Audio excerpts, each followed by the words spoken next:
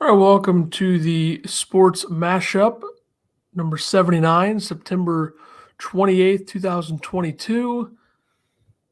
Sports calendar really starting to go. We got the baseball postseason coming soon. We have the NBA and the NHL starting soon. We have the NFL and college football in full swing. So, with that, the NBA season begins on October 18th. I'm sure we'll have something to discuss with the NBA. This is probably the last truly, maybe one of the last truly light NBA weeks for this, just because you got to get ready for the season and making picks once the season begins. So, Yeah, and the preseason starts this Friday in China, actually, or in Japan. Warriors versus the Wizards. right. And I don't think that there's going to be, No, any big time players playing. So, who knows? All right, let's do the NFL. Uh, we'll begin here with the Browns defensive end, Myles Garrett, injures his shoulder and bicep in a single car crash. I guess he was trying to avoid hitting an animal, went off the side of the road. Lucky to have minor injuries, it appears. I see. I never saw like the actual story of this. I just saw there's a single car incident of leaving the practice facility, but it was him and a female in the car. I'm like, oh, did he bring a female to practice, or did she come and pick him up in his Porsche? Yeah, And at first they were like, oh, it was nothing serious, blah, blah, blah. They were just taken to the hospital precaution. The next thing you know, injured shoulder and bicep. so who knows if he's going to play this week? I don't know who they play, but it would be a big loss if he's not out there. The Browns play Atlanta. At Atlanta. Interesting. The Giants lose wide receiver Sterling Shepard to a torn ACL. Once again, turf is blamed. Odell was the big guy on this, blaming the turf.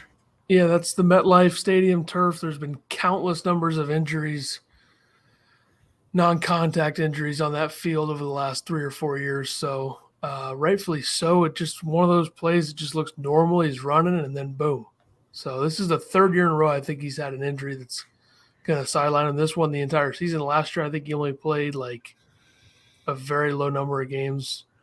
It might be 4 years in a row of him having injuries where he's missed multiple games. And this, they've been talking about trading Kenny Galladay because of his massive contract and how he's only been used on like limited snaps. He looks horrible. I mean, he looks terrible. And I guess this is going to be something that maybe gets him back. That's what I'm saying. I don't know like, if I see it. Do you still talk about trading him, or do you now throw him in the mix more? I think it's going to be either one of those options. I don't know what they're going to do, but I also think Darius Slayton deserves a better shot here. If you're going to give anybody the biggest opportunity to replace Shepard, I think you do it with Darius Slayton. And they don't have any healthy receiver right now that has proven to be able to like create separation or make plays. Like Kadarius Toney's been hurt. Galladay's just been awful.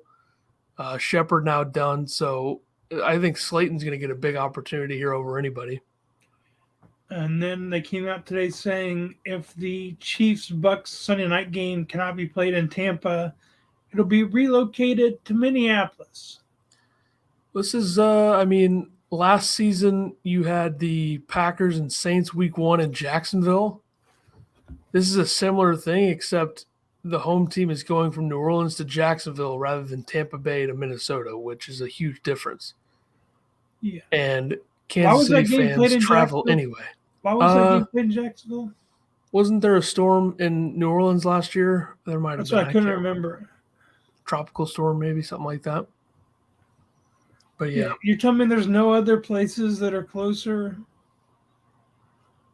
It is short notice. And one thing I wonder is, I don't know the logistics. Maybe there's something going on at the New Orleans stadium because New Orleans and Minnesota are both in London this week. So I'm assuming it was going to be down to those two, and I wonder if there's something going on at the Superdome while U.S. Bank is open. So I think that could be a factor. Maybe they didn't want Tampa back after what That's happened. something that I also thought about, yeah. But I don't think that would be a reason that they wouldn't do that. Atlanta and Carolina both play at home.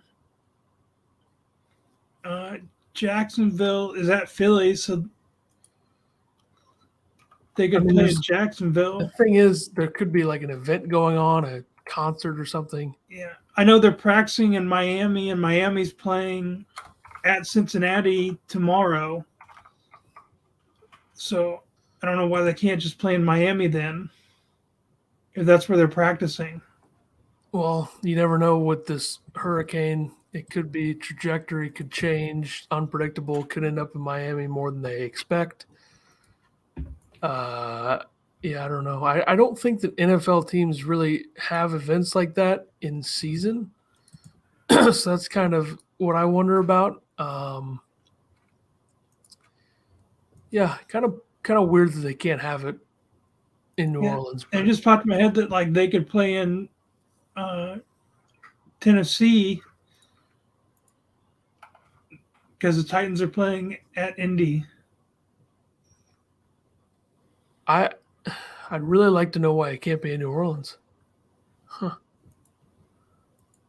Either way, you're going to be playing in Minnesota probably, unless something changes. It still could be in Tampa. Which I mean, if it's in Tampa, like I don't know how long this term's supposed to last. Like that field's going to be sloppy. Yeah, I think they're going to end up playing in Minnesota if I had to guess. Someone's going to get hurt on the turf, and they're going to blame it on turf. Probably so. Who we got now?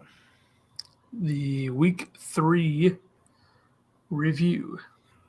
Thursday Night Football, you had the Browns beat the Steelers 29-17. The Browns outlast the Steelers in Thursday night bout. They got up. Steelers came back. Browns came back, took the lead. I don't know what to think of either of these teams. Yeah, I mean, I think things will be different for Cleveland if they can hold on until Deshaun Watson is back. Their offense would probably look a little bit better. I mean, Nick Chubb has looked great. Yeah, the Steelers, they're just – if they don't have Minkah Fitzpatrick or TJ Watt, which it looks like they might be without Fitzpatrick this week, they're bad. Like, there's nobody on that defense to look to make a play other than probably Cam Hayward. And, I mean, it's a bad situation for them. Their offense doesn't look great either. I think George Pickens is a guy, though. Made some great catches in this game, especially that one along the sideline. So, yeah, Trubisky has guys to throw to. Yeah, I don't really think either of these teams is good. I honestly think Baltimore's better, but it's still early. Bears, Texans, 23-20. Bears win late. I mean, Lovey's return is shattered by Roquan Smith's interception that led to go-ahead field goal, which I guess that ball was tipped right to Roquan Smith. I mean, they pretty much gifted them a win. I think the Texans might have gone down the field and ended it themselves without that play happening. The Bears' offense is not good. Justin Fields has completed, I believe, 28 passes this season in 3 games, something like that. Their rookie running back had a big game, though. Because is it Khalil Herbert? Khalil Herbert. I think he's second year, but Dave Montgomery went down, which is a huge part of their offense. But either way, they just have no passing game. Like, Fields has completed 23 passes in 3 games. Which, I mean, the first one, you can give him the benefit of the doubt on that game. Yeah, and the second one, they were running the ball well, so I guess you could say that if you wanted to. But either way, when he needed to make a play, he didn't with his arm, at least. With his legs, he's more successful in that regard to this point. But if your starting quarterback has played all 3 games and hasn't had any injuries of any kind, and he's thrown for less than 300 yards and has only 23 completed passes, something's not right there. I know it's a new offense. I know it's a new coordinator, but, man, there's got to be something different going on there. Because also, like the receivers, they don't have any receiver that is even close to 100 yards. Their leading receiver is Equinemius St. Brown with 77. Darnell Mooney, who came into the season as their number 1, has 11 targets, 4 receptions, and 27 yards. Yeah, I know there was an article I read that so many people have been dropping him in fantasy. Yeah. Because he's been non-existent. Their number one tight end, who they took in the second round in 2020, Cole Kmet, had 0 yards going into this game. He has 40 yards this season. Had 40 yards in this game, 2 receptions, 5 targets in 3 games for your starting tight end. Yeah. So I don't understand. Stud out of Notre Dame. Yeah, I don't understand what's going on with their offense. It's early. It's a young quarterback still, but and then who else? Pressure's ratcheting up. They lost N'Keal Harry to an injury. They just lost Byron Pringle to an injury. They have Equinemi St. Brown, Darnell Mooney, and nobody else of note at this point, I would say. Especially if I can't think of them off the top of my head, there's probably nobody really there. Let me check. Dante Pettis has 51 yards, and that's on 1 reception, by the way. And literally that's it. They have 4 receivers with receptions this year, and one of them is already on IR, I believe, which is Pringle, who had 2 receptions for 33 yards. Like, I suppose Herbert or Montgomery got to have more receiving yards than them. Yeah, Herbert's got 13. Montgomery's got 38. Historically bad start in the throwing game. Just historically bad. And yet they've won 2 games. They're 2-1, which is absurd. And their schedule's not that hard, so I could see them being like around 500 by like November, like maybe 5-6 or something. Yeah, I'd say easily they lose week 1 if it's not in a monsoon. Probably, but I'm not. I mean, if Garoppolo's playing, then yes, but I don't know Trey Lance if they can win a game. If they could have won a game with him. I trust Niners offensive line and their running game. Yeah. They gave that game away for sure. And then you have the Titans beat the Raiders 24-22. Titans led the whole way and held off the Raiders, come back in the 4th. Are the Ravens going to win a game before their bye week, or are the Raiders, I think this week is the one. They play the Broncos, I believe. I think they got a chance. They're 2.5-point favorites this week. It's early, but you can't be 0-3 if you're the Raiders, especially when you had a big lead against Arizona in week 2 late. You can lose week 1 to the Chargers. That's fine. This game, I think it's a toss-up because you have 2 teams that are supposed to be good or have been good in the past. Both made the playoffs last year. Both lost to the Bengals.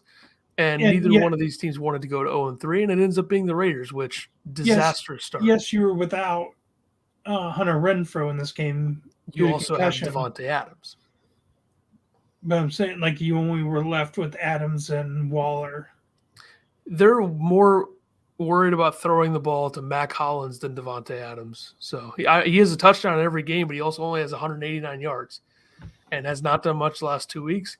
And I think he's starting to learn that, okay, this team is not going to scheme up the offense as much as the Packers did for me, and I also don't have Aaron Rodgers throwing me the ball anymore. I think he's learning that a little bit, and it was going to happen anyway. Week 1, he might have been like, all right. Yeah. Ever since, I don't know. Yeah. I think if he was on the Packers right now, he'd probably be top 5 in receiving yards in the league because Minnesota week 1, he would have gotten a lot of yards. They probably still would have lost. Week 2, he would have dominated whoever he was facing in Chicago. And then last week, the only way to beat Tampa is to throw the ball if you can't run it. And he probably would have had a lot of yards, but the offense really fell apart. We'll get to that though. And then either way, the Raiders Titans, just disastrous. Derrick Henry finally had a decent game. Yeah, I still don't buy this team though. I still don't think they're gonna be any good. They are. Taylor Lewan did tear his ACL out for the year. Yeah, that's brutal. That's a tough one. I don't know. Tannehill, I don't think you can really win with that guy anymore if you're not really good outside of him, and I don't know how good they are defensively. No, what time during the season you think do they try Malik? I think probably an injury is the only thing that's going to – unless it gets that bad for Tannehill, I don't think they're going to do it. I mean, they brought him in week 2 when they were getting blown out. Yeah. But that's also because – who'd they play week 2? Bills. Because they brought in their backup. So they're like, well, let's try Malik out here. Yeah. It's not good for either team either way. The Colts beat the Chiefs 20-17. Colts really bounced back after last week to hold off high-powered Chiefs offense. And, I still don't buy Indianapolis either. I mean, the only team that I think you could really look at and say I might buy them right now in that division is Jacksonville. Yeah. Their offense looks incredible, especially last week. But with the Colts, it's just like Matt Ryan is terrible. Like, they got saved by that horrendous call late to win this game. And the only time they've won is when they've had Michael Pittman. If he doesn't have Michael Pittman, he's like, I don't know who to throw to. Well, he turned the ball over 700 times without him in week 2. That's what I'm saying. Yeah. This is classic NFL trap game. Everybody's thinking the Chiefs easy, get to 3-0. Colts look horrendous. Colts win. It's just classic. I should have seen it coming more than I did. Yeah, I mean, I still don't buy the Colts. And then there was that clip after the game of Mahomes and who's their offensive coordinator? Eric Bieniemy. Yeah, them get into it on the sideline. Yeah. And I think I saw Shady McCoy tweeted that Bieniemy doesn't really know the game or anything. Yeah. And then Dolphins, I think kind of might have shocked the world here, beating the Bills 21-19. Bills go down, and so does Tua, but how will both be managed? Like, they said Tua wasn't in concussion protocol, but I mean, nailed his head on the ground like whiplash, got up, fell down twice, and they claimed it was just vertigo, and it was his back. Yeah, I don't really buy it. I don't know. I think he's still going to play tomorrow against Cincinnati. I know he's questionable, but I think he's going to play. Questionable, certainly, I would say. I just wonder if the NFL looks into that more. The NFLPA is looking into it. But the Bills struggling against the Dolphins. Yeah, the Bills, kind of another thing where it's like classic NFL trap. The Dolphins, do we buy them? Do we not? The Bills pretty much had a brand new secondary playing this game because Hyde and Poyer were out, and they're already without Tre'Davious White. So that was an issue. And then you had Tyreek Hill call out Eli Apple. And then now the whole secondary is like that we're behind Apple, blah, blah, blah, blah. Well, not much offense in this game. Probably less than people expected, I would say. Yeah, I'd say if they're really going to focus on Hill on Apple, like Jalen Waddle's going to go off this game. Yeah, probably. The Vikings came back, beat the Lions 28-24. Thielen still plays for the Vikings, we learned, with 14-point fourth quarter comeback for the win. And, I mean, the Lions – offense looked really good to start this game. They're moving the ball well. They're pretty good offense, but they're still not really, as a team, not really one of those teams you trust to close and win games. No, and I feel like Jamal Williams has looked better than DeAndre Swift. Yeah, I would agree. I mean, the run game in total has looked good, but Jamal Williams has just looked even better. And the connection between Jared Goff and Amon-Ra St. Brown looks very good as well. And Hawkinson. Yeah, I think that they're going to be – they're probably going to win like 4 or 5 games, maybe 6, but they're going to be hard fought and they're going to score a lot of points from what we've seen, unless teams figure them out, which could very well happen. Yeah, and I wrote the Thielen thing just because like the announcer was talking about it, and then next he catches is either a touchdown or a first down ball, and they're like, Adam Thielen still does play for the Vikings.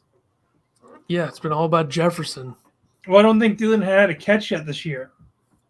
He hasn't done anything, yeah. The Ravens beat the Patriots 37-26. Mac Jones, high ankle sprain, carried off the field late in the game. Looked like he was like screaming in pain as they were carrying down the steps in New England. Yeah, he's gonna be out for a little bit. Definitely this week. I saw them talking about Cam Newton was like the number one replacement available to fill him. I have a feeling that's not going to happen. Who? Belichick, Cam Newton. Oh my God, there's no way. That's what I'm saying. Like, Hoyer's still there.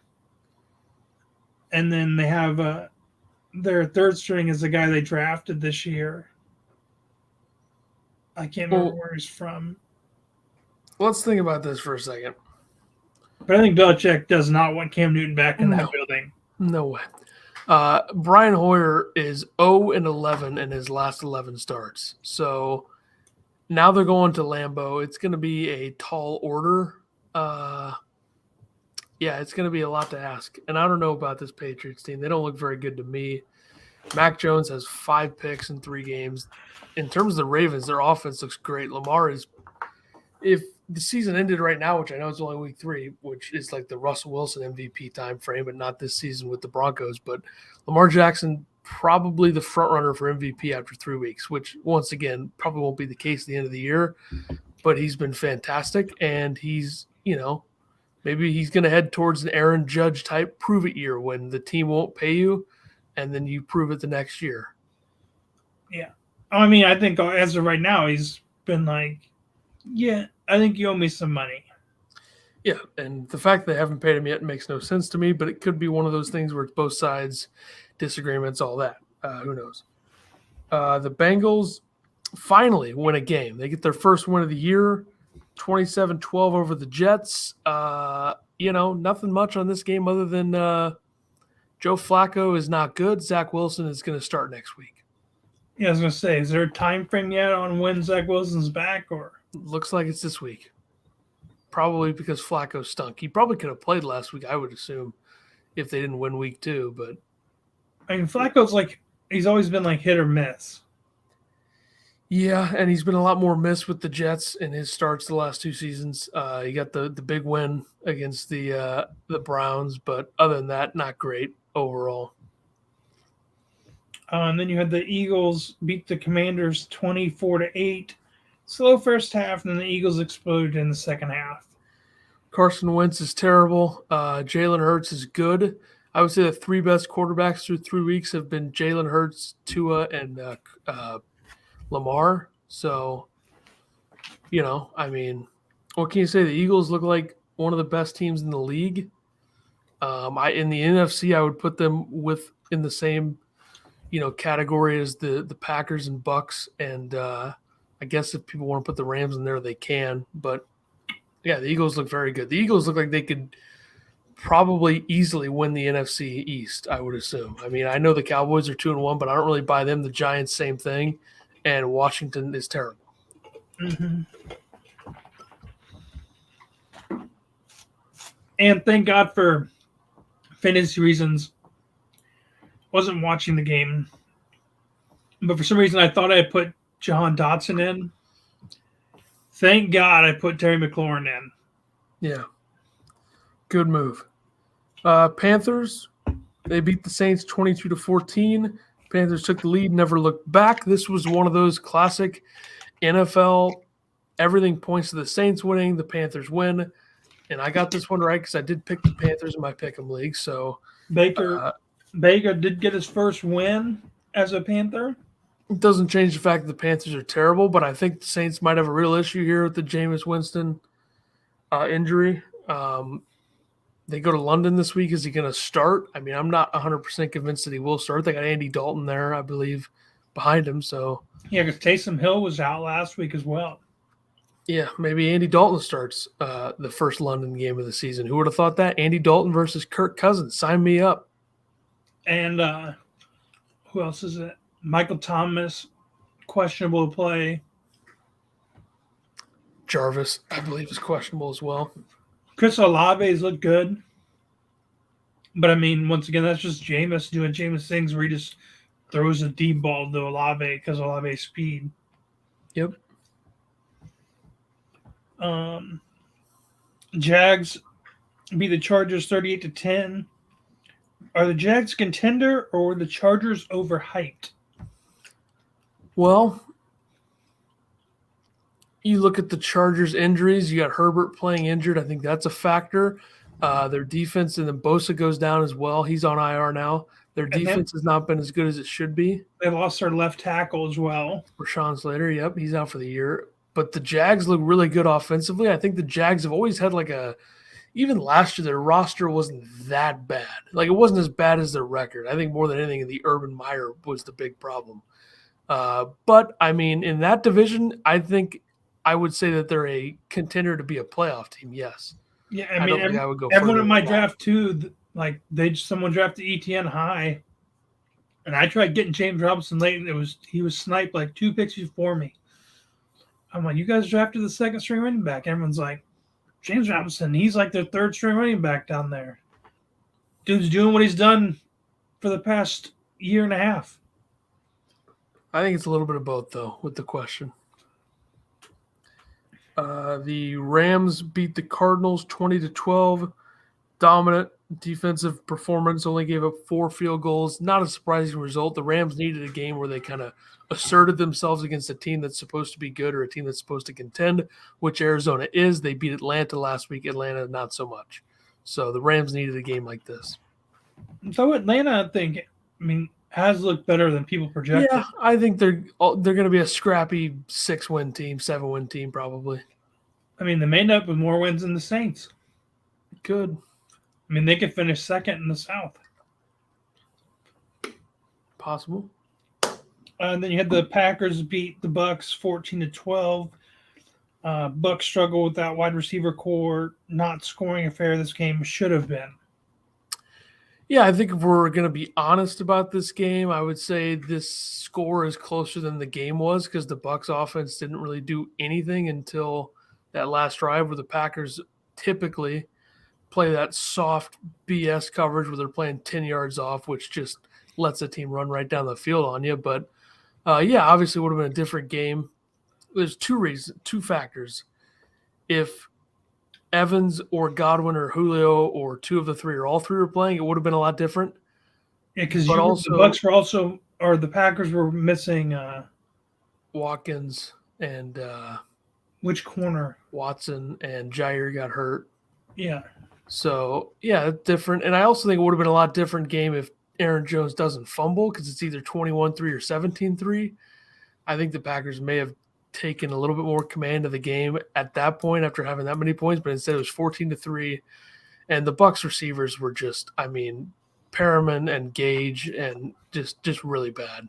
But Cole Beasley, welcome back to the NFL. He did have a reception. And then you had the whole Jumbotron thing. Yeah, I don't know.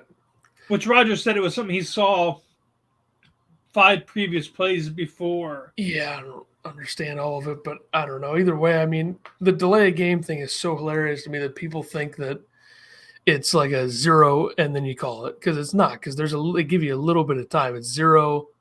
Back judge looks at the clock and then they call it. So I think the Brady thing. I think the first one that could have been called was rightfully not called. The second one, though, I think you probably have to call that because it was pretty far after the 0 and they did call it. But people still don't understand the delay game thing and how they actually call it. They just think, oh, the TV clock says 0. The clock on TV says 0. That means it has to stop the play. That's just not how it works. So, yeah, I wish people would understand that more, but whatever. Even Pat McAfee talked about it being a holder. When you got to the certain fields, you had to locate where the clocks were. He goes, especially as a holder, some are low. He's like, can't look around the line to find it. So you got to find the ones that are up in the corners or somewhere else to judge off of the play clock. Yeah, the Falcons beat the Seahawks 27-23. Good battle here. Geno just throws a late interception. Yeah, neither one of these teams is going to do anything this year. Neither one of them are very good defensively. So put some points up there. A little Marcus Mariota, Geno Smith showdown. Bizarre, but no one probably thought that matchup was ever coming again. Yeah, and I also think that nobody thought a drone would stop the game. Do what? There was a drone in the third quarter that went rogue. It was over the field. They had to stop the game. That happened in the Washington college football game Saturday night. So That was a quick stoppage. Not a lot of pub for that, by the way. Kind of weird that a drone stops an NFL game, and like I barely saw anything about it on Twitter. Well, this is the first I'm hearing about it. Yeah, so it was a drone gone rogue. Did the same thing to the Washington Saturday night game. So yeah, Falcons though. Once again, I mean, what are they? Who knows? Pitts finally got involved. London did what London does, and then Cordero Patterson still decides to run all over everybody. Yeah, Cordero Patterson may be the MVP of my fantasy team for 2 straight years now. Just puts up – he's good for double-digit points every week, and then a couple weeks he'll have 20-plus. Good pick. And then Sunday Night Football, you had the Broncos beat the Niners 11-10. All I wrote for this was snooze fest. And I don't think we need to talk about it any more than that, other than this was one of the worst primetime games I've ever seen, and I'm so tired of seeing the Broncos front and center when they absolutely stink. They are a horrendous 2-1 team. I mean, we picked the games last week. I was like, how many Russell Wilson games are we going to get on primetime already? I mean, it's insane. It's insane. I'm done with it. Dan Orlovsky, though, is super happy because Garoppolo steps out of the back of the end zone for the safety. That was a great moment. It's the first thing I thought of when I saw it. But I mean, his heels barely got it. I'm like, Orlovsky ran down the back. Yeah, it wasn't as bad, but like with Jared Allen chasing him. Yeah, the Garoppolo thing doesn't top that moment, but it's good for somebody else to join Dan in that club. Yeah. Monday Night Football: Cowboys 23, Giants 16, 6-3 at the half, and then scoring explodes. Cowboys prevail. Cooper Rush 2-0, quarterback controversy in Dallas. I mean, maybe he's 3-0 the last 2 seasons, I believe. Maybe he probably has a loss in there somewhere, but the 3 games I remember, he's won. Yeah. Cowboys defense is good. Like, their secondary, not great in terms of coverage, I don't think, but DeMarcus Lawrence and Micah Parsons are a pain for teams. Yeah. I mean, and the Giants, Daniel Jones had no protection in this game. I honestly think Daniel Jones played a pretty good game. Lawrence had like 3 sacks. Yeah, they were all over him the entire time. There's a ton of pressures on Jones. Saquon still had a decent game. Saquon looks good as long as he can stay healthy. That's always been the biggest thing there. Now I got to figure out what they have at receiver because you got to hope Kadarius Toney can get healthy, and then you rely on Darius Slayton in some spots, and then see if Galladay is still going to give you anything. Yeah. So, all right, let's move on to golf. Yeah, you get the President's Cup. The winner was the U.S. Shot 17.5 to 12.5 in points.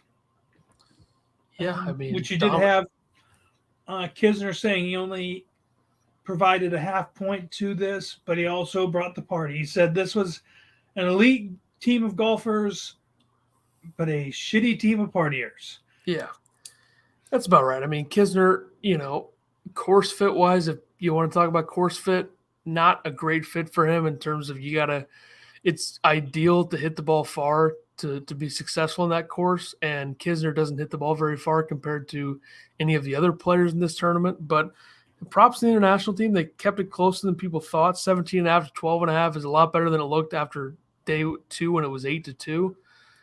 So they had that going for them. And then obviously Jordan Spieth, 5-0-0. Max Homa, friend of the show, 4-0-0. So great showings from them. The U.S. gets it done, and now we move on to, in terms of team events, we have the Ryder Cup next year. I would have liked to see more difference in the matchups. It seemed like Kisner always went against that Ben Bezuidenhout. Yeah. And then he was paired with Finau. Yeah, I think the U.S. had a kind of a strategy where they weren't going to go away from Schauffele and Cantlay were always going to play together. Spieth and Thomas were always going to play together, and they kept Scheffler and Burns together. And then other than that, they switched it up a little bit. And then in terms of singles, I think the U.S., fun matchups. Scheffler didn't play that great. No, Scheffler was bad. Burns was good. Sam Burns had, I believe, half a point or a point this week. And it's not his fault because he played very well. Scheffler was bad, though. Yeah, and then this week you have the Sanderson Farms Championship. Defending champion is Sam Burns, the Country Club of Jackson in Jackson, Mississippi. Is Sam Burns the only guy from the President's Cup from the U.S. team is playing in this? Because I think Pretty sure. Ben, how'd you say his name? Bezadenhout. Yeah, I think he's playing. That seems right. I don't think any of the other players in the President's Cup team for the U.S. is going to play. Yeah, Bezadenhout's playing. Let me see if I can find anybody else in the international team. I don't think so. I think it's just been Zayden and Sam Burns are the only ones. Yeah, it looks like it. Interesting. Maybe all right. the rest are still recovering from whatever Kisner put them through Sunday night. That's true. And Burns is probably only playing because he won it last year. I bet he wouldn't be playing if he didn't win it. But, pretty typical PGA field in October, November, December. So some decent headliners up top and everybody else. So, all right. College hoops, surprisingly to me, Memphis and Penny Hardaway were cleared of their NCAA violations, which I didn't read too much into the report or what they found, but I don't understand how there's no sort of punishment for this. No, I was surprised either. Like, I can understand like one or the other, but both of them being cleared, I wasn't for sure on that. Yeah, especially with all the teams that have been punished before for even dumber things. Definitely a little bit surprising to me. The season does start first Monday, November 7th, so we'll have a lot more to talk about that in October and leading up with college hoops. So, I mean, we're a couple weeks, 3 weeks basically away from the NBA starting, just over a month from college hoops. I mean, it's going to ramp up here. Yep, no doubt. All right, Major League Baseball. Albert Pujols hits home run number 699 and 700 against the Dodgers in Game 1 of the series. Friday night, unfortunately, on Apple TV, I would say. I mean, Wayne Randazzo, who did the play-by-play for this, it was a good call, but I would have liked to see it on the Cardinals broadcast. So that's unfortunate, but either way, I'm glad he got it done. I didn't think he would get it done. I thought 697 would be the target for him to pass A-Rod, but to get to 700, I mean, great accomplishment, something I didn't see coming. The fact that he's hit 21 home runs this year is kind of surreal considering he hasn't played a ton. But, I mean, I feel like once he got to 690, they put him in the lineup a lot more just to try getting him past A-Rod. After the All-Star break and after the trade deadline, he really took off. He was one of the best hitters in the game in August. So, yeah. And then, what was it? He broke his bat on a foul ball, and they switched bats. First pitch after is where he hit 700, and it was a high fastball. He's hit some absolute tanks this year on pitches that you probably won't see very many tanks hit on. And I know people are like, "Oh, this is questionable. Oh, he's cheating." Yeah, someone said that they brought the corked bat out for 700.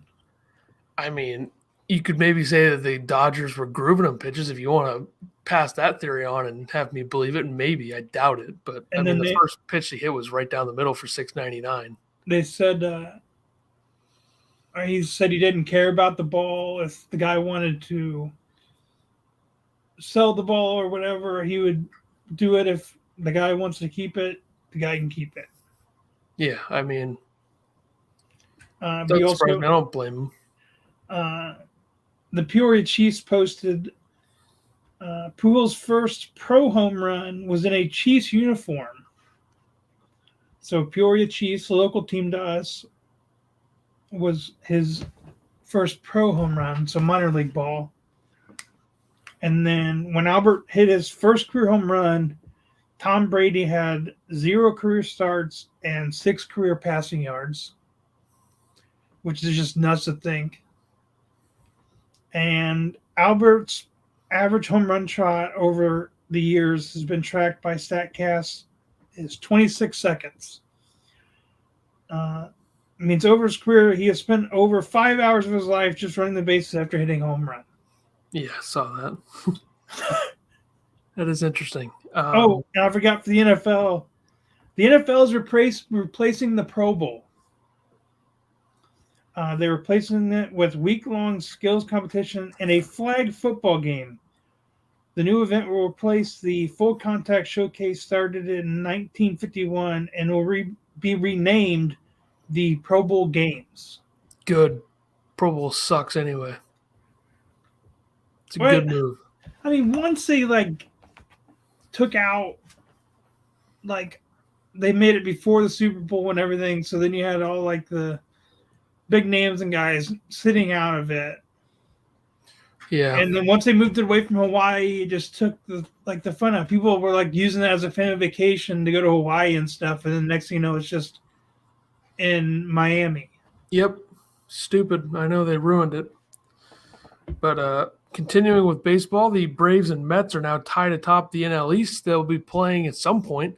They still have games to play, but the whole hurricane situation, we don't know when they're going to be able to play those games. They're still trying to figure it out. I'm sure Major League Baseball definitely won't screw that up. I'm sure. No, move them to Minneapolis. There you go. Kick the Twins off. In the playoffs, you have the Astros, Dodgers, Guardians, Yankees, and Cardinals clinch the division. The Yankees and Cardinals clinched last night. The Dodgers clinched best record. Braves and Mets have clinched a playoff berth. And as of right now, 13 teams have been eliminated. I mean, the Yankees, there was a moment there in early September where it was like maybe they don't win the division, but they get it done, and they appear to be loving Harrison Bader, so good for him. And Cardinals are fine. Is he back playing now? Yeah, he's been playing for a little bit over a week, I believe. But the Cardinals are fine with Montgomery, even though Montgomery's last few starts have been a little bit shaky, but still fine with it regardless. So there you go. Yeah, and the Red Sox, they really fell off. Angels, of course, do what the Angels do.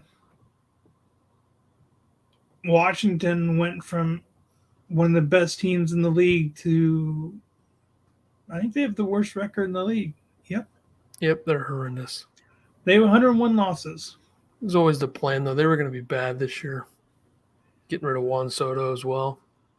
I mean, and the only team left in the Central is the Brewers, who could possibly get a wild card spot. How many wild card spots are for each side? 3. So the AL is set, correct, on divisions? Yeah. So now it's just between the Blue Jays, the Rays, and the Mariners? Yeah. And the Orioles are 3.5 behind the Mariners in the AL. White Sox are 7.5. Twins are 8.5. So they're probably close to eliminated. Yeah. NL, you got the Mets and Braves. One of those guys are going to clinch the division. That could come down to the very end. So then it's going to be one of them two, Padres and Phillies. But the Brewers are only a game and a half behind the Phillies. Yeah. So that's tightening up a little bit. I guess we have Player of the Week now. Yep. Which, for me, I'm going Albert Pujols, 368. Didn't play very much last week, but hit those 2 home runs, 5 RBIs, 1,084 OPS. And, of course, he hit his 700th homer, so I just have to pick him. Understandable. It's all fair. I went with Mets second baseman Jeff McNeil.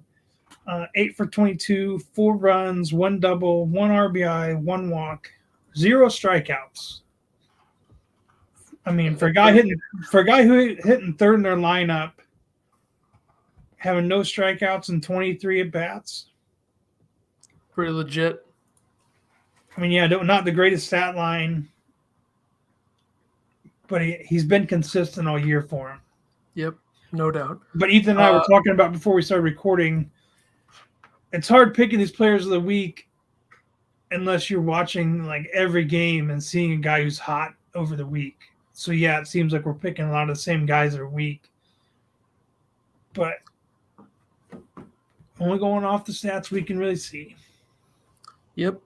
All right, NHL. The preseason is underway. The regular season begins in a couple weeks. October 7th is, I believe, the actual first game. That's in Prague between the Sharks and Preds. And then the October 11th is when it really gets going. It's a ESPN primetime deal, I believe, to begin the season. The Rangers and Lightning, and then somebody else is playing.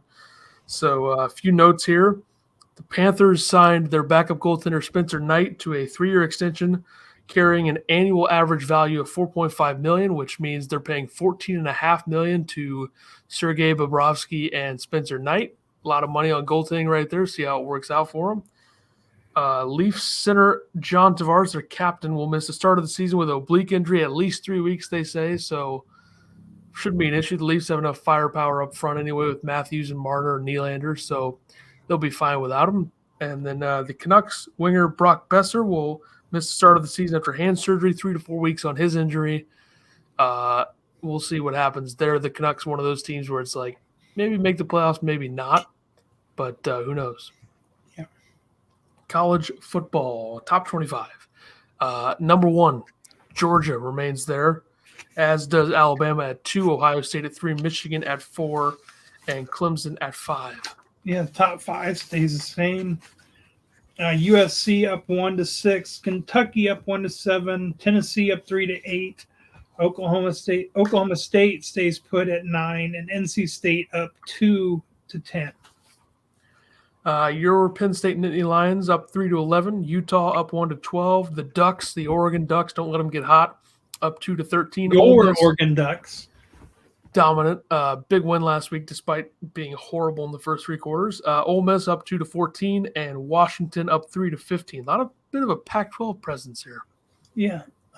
Baylor up 1-16. Texas A&M up 6-17. Oklahoma drops 12-18. BYU stays put at 19. Arkansas drops 10 to number 20. 3 unranked teams jump in here. Minnesota 21. They weren't ranked. Wake Forest drops 1-22. Florida State wasn't ranked. They're now 23. Pitt stays at 24. Kansas State, off the heels of the victory over Oklahoma, they go from unranked to 25. Which I'm surprised Pittsburgh doesn't move there. With 3 unranked teams, Pittsburgh doesn't move up at all. Yeah, it's kind of odd, no doubt. All right, betting picks of the week. Not a good week for me last week. I went 11-11. I went 10-12. Not great, but not the worst, I guess. I mean, I was 4-1 in baseball. Of course, hit on golf. I was 4-4 in college football. The only one that really pissed me off was the New Mexico State or New Mexico plus 3.5 over LSU. LSU beat them 38-0. Yeah. And then I was 2-6 in the NFL. I mean, NFL's killing me. Got to get back. All right. So I'm now 5-13 and 396. I am 492, 394. So, what can you do? Let's do MLB and then golf. So MLB this week, Thursday picks. I got the Twins minus 105 over the White Sox. Red Sox minus 145 over the Orioles. The Guardians minus 110 over the Rays. Mariners minus 130 over the Rangers. And the Tigers minus 125 over the Royals. All right. I am taking the White Sox minus 115 at the Twins. The Orioles plus 125 at the Red Sox. Mariners minus 130 against the Rangers. Phillies minus 180 against the Cubs. Giants minus 200 over the Rockies. Easy picks. When you started off there, I thought you were going to pick the opposite of every game that I picked. A lot of terrible games. Sanderson Farms Championship. We have 3 to win. Top 5, top 10, top 20. To win, I have Shahith Tagala at plus 1,800. Russell Henley plus 2,200. Seamus Power plus 4,000. I have Sahith Theegala plus 1,800 to win. I have Davis Riley, of course, back on the board with him, plus 3,500. He's going to win at some point. Harris English coming off injury last season, plus 5,000 to win. I like that. Top 5, I have Sam Burns at plus 300. Top 10, Keegan Bradley at plus 350. And top 20, Kevin Streelman at plus 330. I'm taking Burns top 5 as well, plus 300. I'll take Danny McCarthy plus 225 to finish top 10. And top 20, I'll take Justin Lauer plus 330. Played well at the Fortinet a couple weeks ago. College football week 5. ACC, I have Duke minus 3 over Virginia. I have Tech +9 at North Carolina. Yeah, that was an iffy game because North Carolina, they've been like so up and down. I'm sick of picking North Carolina, so I'm picking against them this time. Stick it right in Mac Brown's face. Yeah. Big 12, I have Iowa State -3 over Kansas. I'll take Texas to bounce back after losing last week, -9.5 against West Virginia. Big 10, I have Indiana +5.5 over Nebraska. I do not know how they are the underdogs playing Nebraska. Fair. I'm just going to keep doing the thing where I just pick Rutgers every week. I'm going to take Rutgers +40 to somehow not lose by 40 to Ohio State. Feels like a weird October Columbus game.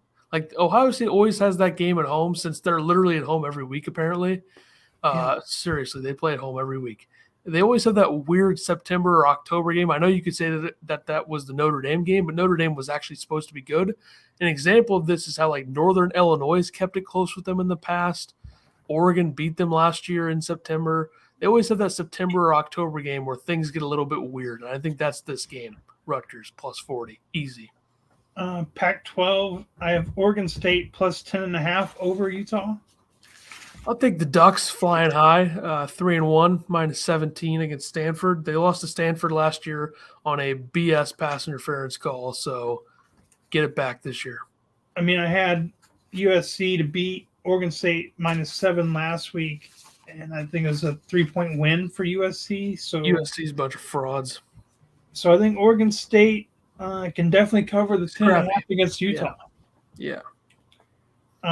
SEC, I have Bama -17.5 against Arkansas, who started the year hot and then has dwindled down. I'm taking Arkansas +17.5. 2 weeks ago, I said something about Arkansas when they were playing some crap school, and then they lost last week to Texas A&M. Yeah. Yep. And Bama's another level, so we'll see on that. And then our primetime games, you have number 7 Kentucky versus number 14 Ole Miss. Ole Miss is a 7-point favorite. I'll take Kentucky +7. I am also taking Kentucky +7. Game 2 is number 9 Oklahoma State versus 16 Baylor. Baylor is a 2-point favorite. I'll take Baylor -2. I'm taking Oklahoma State. And lastly, you have number 10 NC State versus number 5 Clemson. Clemson is a 6.5-point favorite. Taking Clemson. I wanted to take NC State, but I'm taking Clemson as well, -6.5. Why not? NFL Week 4. Thursday Night Football, you got Dolphins at Bengals. Bengals are a 4-point favorite. I'm taking the Dolphins +4. I'm going to take the Dolphins as well because I don't think the Bengals are going to be what people think they're going to be. They still don't have an offensive line. I think the Dolphins are going to absolutely bring the heat as much as they can at Burrow. And even if Teddy Bridgewater is playing for Miami, I still think they can cover this. I don't know why the number's so big. A 3-0 team going into a road game against a team that looks terrible. I'll take the Dolphins. Yeah, I think if 2 is out, I may have taken the Bengals in this. Yeah, but if 2 is out, the number will go up even more. It might be like 6.5 or 7. Yeah, so taking it now, if you got in the bet listening to this, and then Tua declares that he's not playing tomorrow, that number is going to skyrocket. Yep.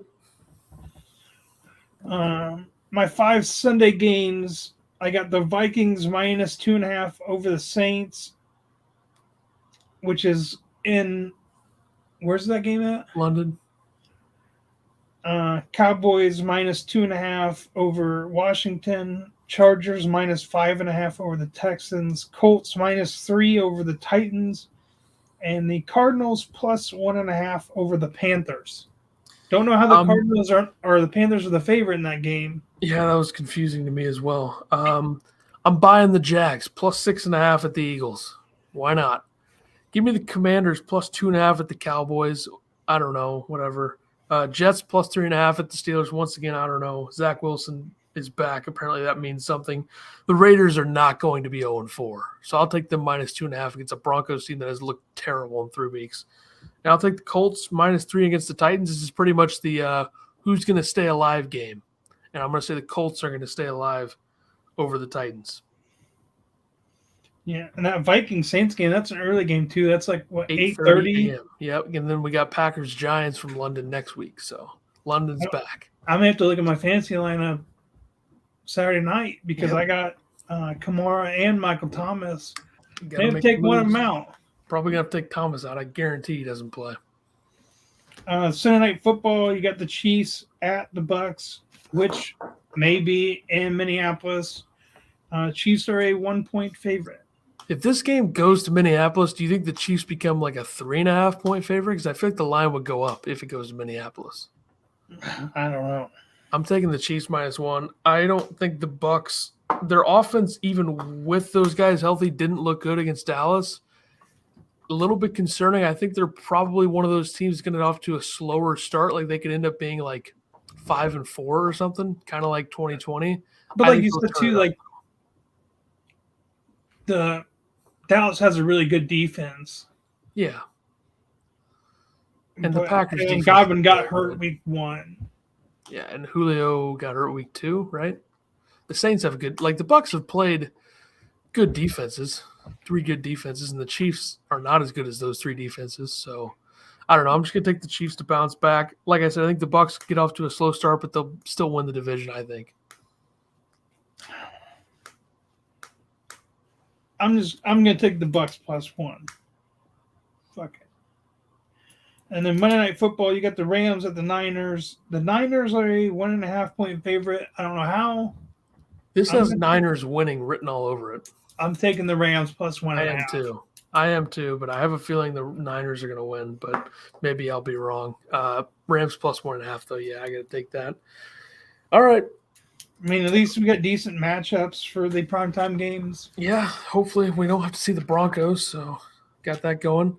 Don't have to see the who the hell is the Thursday night game this week? The Browns and Steelers. That's a snooze fest. I mean, I think Dolphins Bengals should be better, especially if Tua is playing, but who knows how healthy he'll be. All right, we'll see you next week for episode 80. That'll be the first one of October, and we will see you then. Deuces.